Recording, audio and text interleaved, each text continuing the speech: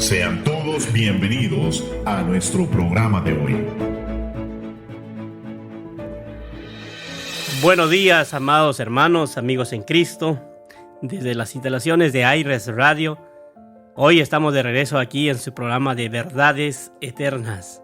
Y bonita mañana, un lunes que Dios nos bendice y podamos volvernos a reencontrar después de varias semanas. El que le saluda, su hermano en Cristo, su amigo y servidor Freddy Lozano. Estaremos por esta media hora compartiendo un tema muy importante. Estaremos hablando acerca de la Reforma Protestante, un tema muy controversial, pero de mucha información para todos ustedes. Reciban los saludos a cada uno de los fieles oyentes que semanas tras semana se vienen conectando en su programa Verdades Eternas. Queremos enviar un cordial saludo a nuestra hermana María José, que está en los controles. Gracias, si no fuera por ella no pasaría nada lo que está sucediendo el día de hoy. También me acompaña mi hermano Héctor Alfaro, quien estará compartiendo esta cabina con nosotros esta mañana. Buenos días, Héctor, y bienvenido. Buenos días, Freddy. Es de nueva cuenta una bendición acompañarles, analizar un tema tan importante como lo es en nuestra historia como creyentes, lo que es la Reforma Protestante. Así que estoy muy emocionado de estar aquí compartiendo con ustedes. Así es, y como decía, esta reforma tiene un antes y un después. Hay muchas cosas sucedieron antes de la reforma y después de la reforma. Y como iglesia, como ministerio, estamos llamados a hacer conocer a aquellos que no conocen. Y aquellos que lo conocen puedan también ellos investigar un poco más y puedan llenarse de lo poco que nosotros vamos a aportar. El Ministerio Apologética viene desarrollando temas importantes y este es un tema muy importante que usted no se lo puede perder. Estas semanas y semanas siguientes seguiremos con este tema muy importante. Hablando de la Reforma Protestante, con un contraste con la historia, un encuentro de historias, diríamos, es la celebración de los 500 años de la Reforma Protestante.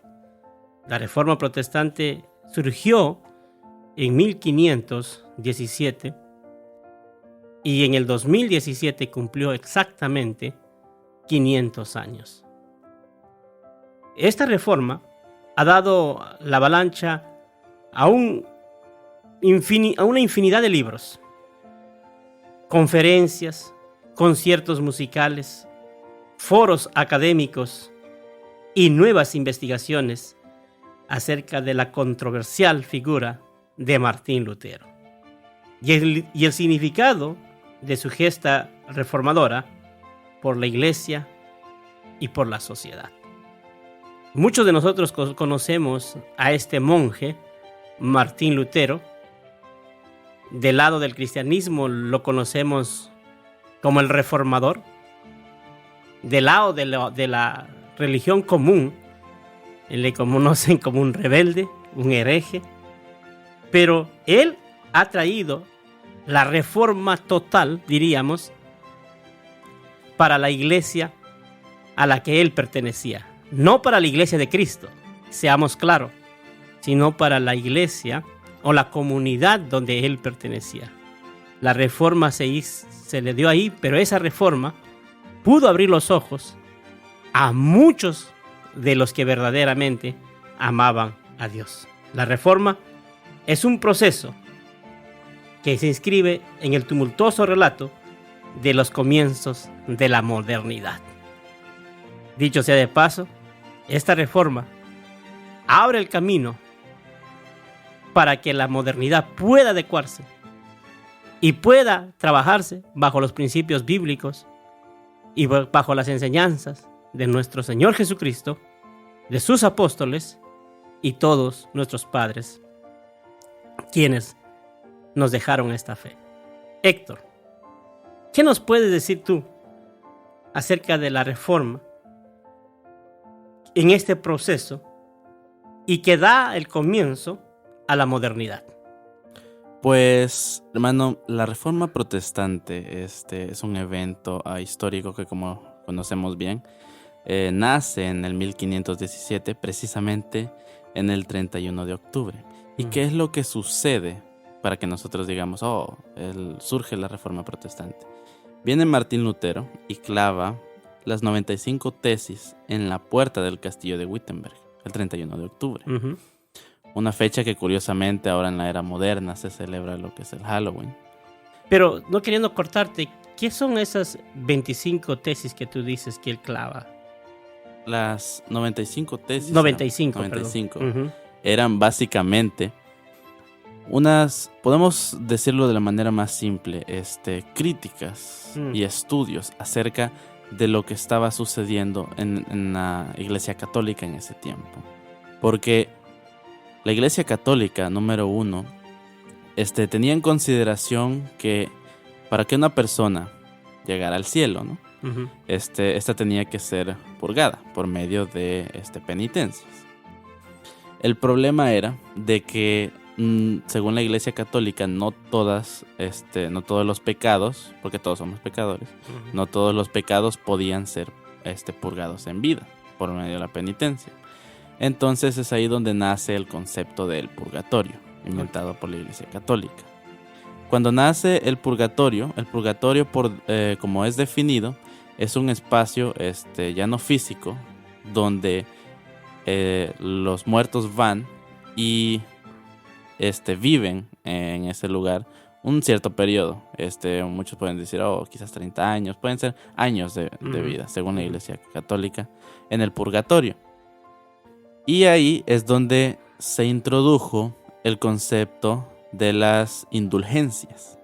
Las indulgencias eran prácticamente un documento hecho por la Iglesia Católica donde a las personas que iban al purgatorio o que estaban en el purgatorio se les podían acortar años si ellos pagaban por una indulgencia, por ejemplo. La indulgencia tenía un costo, entonces. Así es, un costo carísimo, por cierto. Y creo que son los chelines, ¿verdad? Así es. Ahora, mirando de este punto, miramos que Martín Lutero no se rebeló por rebelar, no protestó. Cuando hablamos de las tesis, estaríamos diciendo que él se preparó, analizó toda diríamos, la forma como estaba operando la Iglesia Católica, hizo una tesis, hizo 95 tesis, lo que me está diciendo, ¿verdad? Así es, Martín Lutero era como monje. Uh-huh. Él ya había recibido un doctorado, si no estoy mal, en teología. Okay. Ya llevaba años estudiando. Entonces, de hecho, si no estoy mal, en 1516 es cuando comienza sus primeras clases, ya como un doctor. Comienza a dar clases de teología. Así es, Wow. Sobre Gálatas.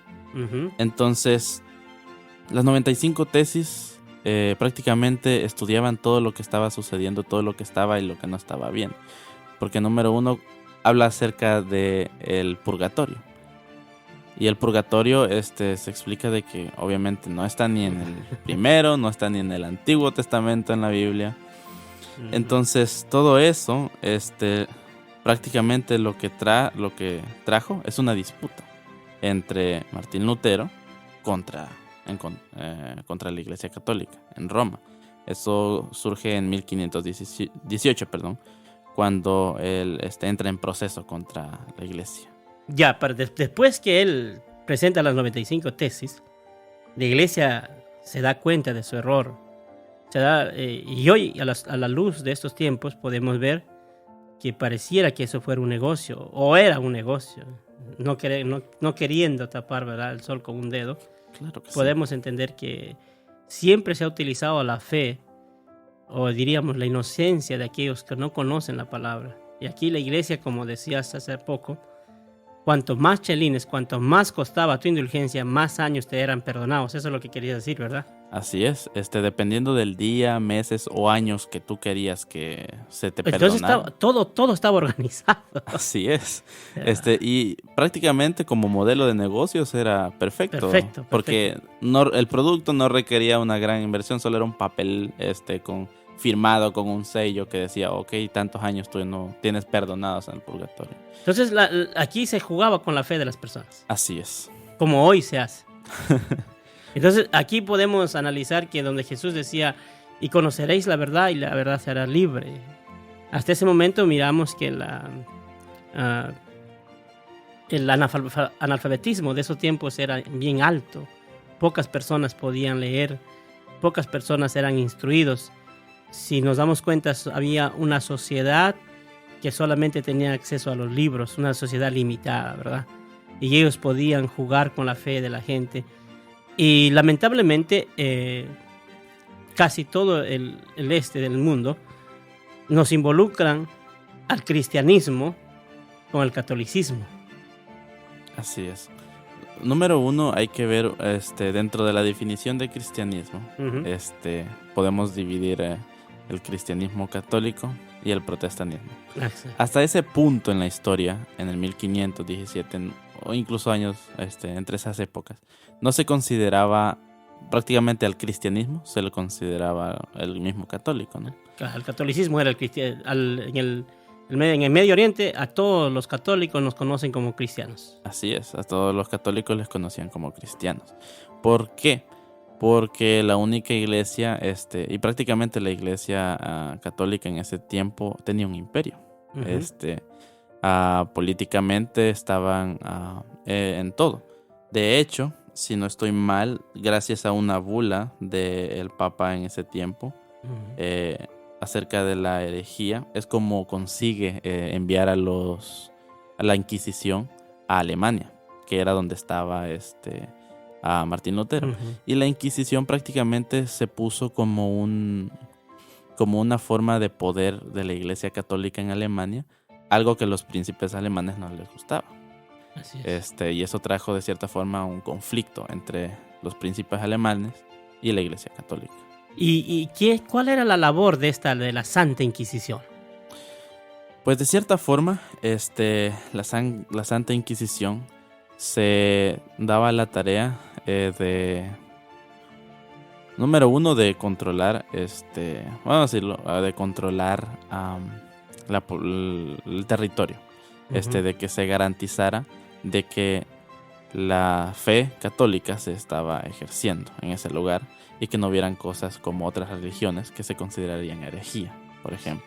Entonces aquí a Martín Lutero se le conocía como un hereje. Así es, porque cuando viene Martín Lutero y publica las 95 tesis, con eso vino la sola escritura. Uh-huh. Y la sola escritura era básicamente de que todo, de que era prácticamente una crítica de que solamente la palabra de Dios era la única de la que nosotros podíamos tomar como verdad. Así es. Y de cierta forma, hermanos, eso es un balde de agua fría para lo que se podría considerar todas las dogmas que tenía la Iglesia Católica se tira a la basura cuando comienza alguna de las solas, porque son 5 solas, ¿verdad? Sí. Son 5 solas, la sola escritura, la sola palabra de Dios. Comienza a derribar, quizás diríamos, todo el sistema de negocio que habían organizado la iglesia. Lo tira Martín Lutero con solamente que nuestra base de nuestra fe es la palabra de Dios. Así es. Entonces, en resumen, en ese tiempo existía una gran necesidad de la reforma, porque había una paganización en el siglo IV, una paganización del cristianismo, al punto de que surgieron estas cosas, surgieron las indulgencias, todos los dogmas, prácticamente la fe se estaba, la iglesia estaba alejando a los creyentes lo más que podían de la fe. Porque la palabra de Dios, número uno, es gratis, o sea, uno no paga por recibir una Biblia, por ejemplo. Usted tiene ahora, es más, hoy en día usted puede googlear en su teléfono la Biblia y va a encontrar sitios con la Biblia, la palabra de Dios. Entonces, prácticamente en la historia, vemos estas ocasiones donde vemos cómo la fe estaba siendo instrumentalizada para generar dinero. Porque en ese tiempo, si no estoy mal, el Papa necesitaban dinero. Así es como nacieron las indulgencias. Así es. Necesitaban dinero para construir, si no estoy mal, no sé si era la capilla, la basílica, así es. Okay. Necesitaban dinero para la basílica. Entonces las indulgencias eran una forma de conseguir dinero Y creo que se malinterpreta el texto donde Jesús le dice a Pedro que tú serás la roca, sobre tus cimientos se formará la iglesia, ¿verdad? Así es. Y yo creo que comienzan a malinterpretar sacando un texto fuera de contexto y utilizando pues la imagen de la iglesia que el Señor había dejado en construir la basílica, y comienzan a utilizar la fe de las personas para lograr su cometido. Nos vamos a una pausa y regresamos después de esta pausa musical.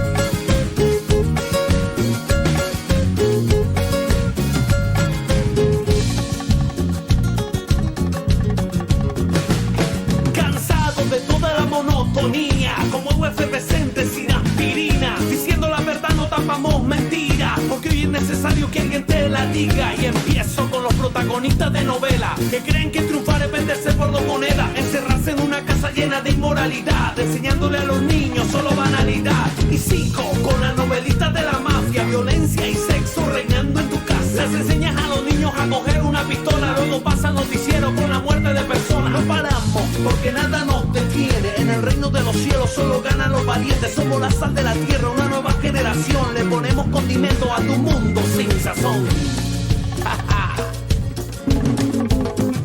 Y esta es la canción de los que se cansaron, de los religiosos, mentirosos y tacaños. Levanta tu mano si tú eres mi hermano, que juntos podemos cambiar este mundo raro. Esta es la canción de los que luchamos por un mundo nuevo, por un Dios soberano. En nuestra reforma, eso es lo que importa, que seamos uno, no importa con uniforma. No me gusta Lady Gaga, tampoco Nicki Minaj, no me importa Katy Perry, Justin Bieber y demás. Y si hablo a ti, tú que te haces llamar salmista, cobrando $80,000 por tu pista. Payaso, que comienza tu función, tú sin luces y sonido no eres más que un gran bocón. Eso es siervo, que es lo que andas predicando, que todos van para el cielo, aunque sigan pecando. Por eso yo predico siempre contra esta basura y contra algún ministerio que su fin es puro basura. Como lo hizo el maestro cuando entró en el templo, vamos pateando gallinas y sacando a los cerdos. Por eso sé que siempre mi mensaje les molesta, porque saben que con ellos y que Cristo se respeta. Somos la sal de la tierra, una nueva generación, le ponemos condimento a tu mundo sin sazón. Y esta es la canción de los que se cansaron, de los religiosos, mentirosos y tacaños. Levanta tu mano si tú eres mi hermano, que juntos podemos cambiar este mundo raro. Esta es la canción de los que luchamos por un mundo nuevo, por un Dios soberano. En nuestra reforma, eso es lo que importa, que seamos uno, no importa con uniforma.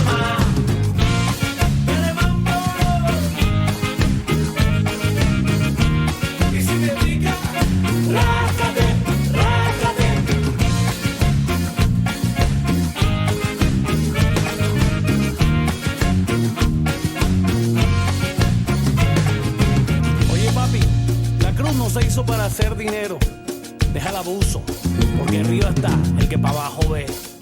Ey, estaba escondido, pero ya te encontré y vengo como dinamita. Aquí llegó la reforma. Y esta es la canción de los que se cansaron, de los religiosos, mentirosos y tacaños. Levanta tu mano si tú eres mi hermano, que juntos podemos cambiar este mundo raro. Esta es la canción de los que luchamos por un mundo nuevo, por un Dios soberano. En nuestra reforma, eso es lo que importa, que seamos uno, no importa con uniforma.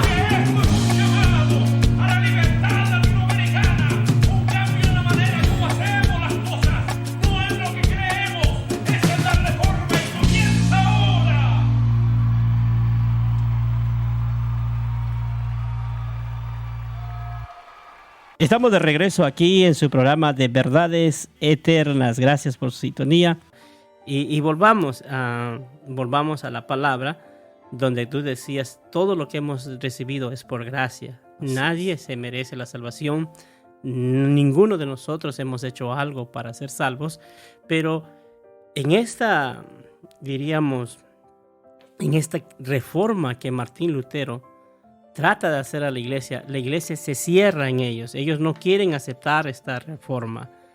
¿Habrá algún libro donde Martín Lutero haya podido encontrar esta revelación en la Biblia, Héctor? Si no estoy mal, es en Romanos. Usted lo puede buscar en su casa. Romanos. A ver, déjeme. Entonces vamos a invitar a la audiencia que lean todo el libro de Romanos. No. ¿Verdad? Sí, no, es importante leer la palabra, ¿no? Así es. Y ahí pueden encontrar una verdad donde Martín Lutero encontró. Porque, dicho sea de paso, Martín Lutero ya había hecho un juramento de ser sacerdote. Así es. Es Romanos 1, versículo 17. Romanos capítulo 1, verso 17. Ahí usted puede encontrar la mejor revelación. Si usted ha venido buscando y no está de acuerdo con algunas cosas que dice la Biblia, no está de acuerdo con lo que predica su pastor, no está de acuerdo con las actividades que hace su iglesia, lea Romanos 1, 17. Y ahí usted va a poder encontrar la revelación que encontró Martín Lutero. Y esa revelación le dio una nueva vida. Le dio una nueva vida que no solamente aconteció en el mundo religioso, sino que esta reforma trajo profundos cambios y nuevas corrientes culturales. También trajo nueva economía, trajo una nueva forma de política en Europa y el mundo atravesó un cambio total después de la reforma, Héctor. Así es, prácticamente esto conllevó a la reforma protestante no solo a que se devolviera la Biblia a los creyentes, porque durante esos tiempos lo que usted iba a encontrar nada más era una Biblia en latín. Y pues obviamente las personas, el pueblo en general, hablaban su idioma local, no hablaban el latín. En Alemania, obviamente iban a hablar alemán. En Roma, todos los países, todos iban a hablar su propio idioma. Entonces, con la reforma protestante, surgió la traducción de la Biblia del latín al alemán y la tradujo Martín Lutero. Y así también nació una era donde, gracias a un invento en ese tiempo, la imprenta, inventada por Johann Gutenberg, años atrás de la Reforma, fue como las copias de la Biblia empezaron a ser impresas y al mismo tiempo esparcidas. Ahora, ¿me dices tú que fue Martín Lutero el que tradujo la Biblia? ¿De latín al alemán? Al alemán, sí. Así es. ¿Cómo es importante? Aquí podemos ver que el tiempo de Dios es perfecto y Dios ha usado el conocimiento de Martín Lutero para poder cambiar y dar acceso a todas estas personas que no tenían ese acceso de poder leer la Biblia en su idioma natal. Y acaba de decir el hermano que Martín Lutero fue el primero que tradujo del latín al alemán. Ahora, luego más adelante vamos a tratar acerca de la impresión, porque juega un papel muy importante en la reforma, Héctor. La impresión, por cómo se distribuyó, quiénes apoyaron esta distribución. Pero lo que nosotros queremos ver, el proceso histórico de la reforma, que no solamente se mide por causas concurrentes. Hay un choque de fuerzas y un juego de circunstancias. En este tiempo estaban, como acababa de decir, los reyes de un lado, estaba la iglesia del otro lado. Cada uno estaba peleando desde su bando y cada uno creía tener la razón. Así es. Y ahí está Martín Lutero en medio de ellos. En medio de ellos, ¿verdad? Pero siempre, y aquí podemos encontrar una enseñanza valiosa, siempre que el hombre de Dios habla la verdad y es respaldado por la palabra de Dios, tiene el soporte, tiene los recursos, aún los impíos, diríamos de esta manera, aún la gente que no está a favor de la idea de Dios, trabajan para ello.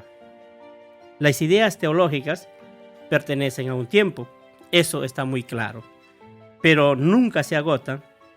En él no se debe todo el mundo que las vio nacer, sino la buscan. ¿Qué queremos decir con eso? Las ideas humanas terminan. Las ideas humanas quedan plasmadas en un libro. Pero las ideas que han nacido de parte de Dios permanecen para siempre, Héctor. Así es. Y aquí podemos ver esta idea. Yo creo que Dios la tuvo en el corazón de Martín Lutero para realizar la reforma. Y cuando miramos la historia, ya ha habido antecesores que querían hacer la reforma. Así es. De hecho, gracias a esta lucha entre Lutero y la Iglesia, fue como surgieron otros autores, otros críticos de la Iglesia Católica, como era Calvino, por ejemplo. Uh-huh. Y todos estos surgieron después. Y incluso también hubo una lucha, porque gracias a Martín Lutero fue como surgió una guerra entre Alemania, los príncipes alemanes y la Iglesia Católica mucho tiempo después. Y prácticamente no solo eso, sino que dentro de la iglesia surgieron muchos cambios, como ya lo son no solo el concepto de inspirarnos a que cuando nosotros leemos la palabra de Dios lo hagamos de una forma consciente, sino que no lo hagamos de una forma literal. Muchas veces hay pasajes bíblicos que no se pueden leer literalmente. Uh-huh. Así que como iglesia aprendemos por medio de la reforma de que hay que leer conscientemente la Biblia. Y que cuando nosotros veamos algo que no es correcto, por ejemplo, en nuestro medio, ya sean como conceptos erróneos acerca de la interpretación de la palabra, es nuestro trabajo investigar, estar seguros, estar siempre estudiosos de la palabra y también dar nuestra posición acerca de lo que la palabra de Dios dice. Amén. Ahora podemos ver que la teología cristiana de la Reforma es hija de su propio tiempo, ¿verdad? Pero también es madre y padre y partera de la iglesia y de los movimientos que nacieron de ella y que sobrevivieron durante siglos. Este ha sido su programa Verdades Eternas, amados hermanos. Volvamos a decir que la teología cristiana de la Reforma es hija de su tiempo. Es hija de su tiempo, pero también es madre y padre y partera de la iglesia y de los movimientos que nacieron con ella y sobrevivieron sobre siglos. La pregunta de esta mañana para usted: ¿usted de quién es hijo? ¿Usted a quién le cree? ¿A quién le escucha? ¿Quién es su padre? Así que le invitamos a que no se pierda el siguiente programa. Estamos analizando un poco de la historia, dando un poco más de información acerca de la Reforma Protestante, haciendo un contraste con la historia. Este ha sido su programa Verdades Eternas. Se despide su hermano en Cristo, Freddy Lozano, y estuvo con nosotros Héctor. Últimas, tienes 40 segundos para despedirnos. Ha sido siempre un programa más con ustedes, hermanos. La verdad me alegra bastante estar aquí, porque esto representa un gran impacto en nuestra historia como creyentes, y sobre todo como teólogos. Amén. También queremos agradecer a María José, que estuvo desde los controles. Gracias, María José. Y nos vamos. No se deje de conectar este viernes el reprise a las 8:30 de la mañana. Y la próxima semana seguimos con la Reforma Protestante en contraste con la historia. Bendiciones. Hasta pronto. Gracias por escucharnos. Te invitamos a nuestro próximo programa.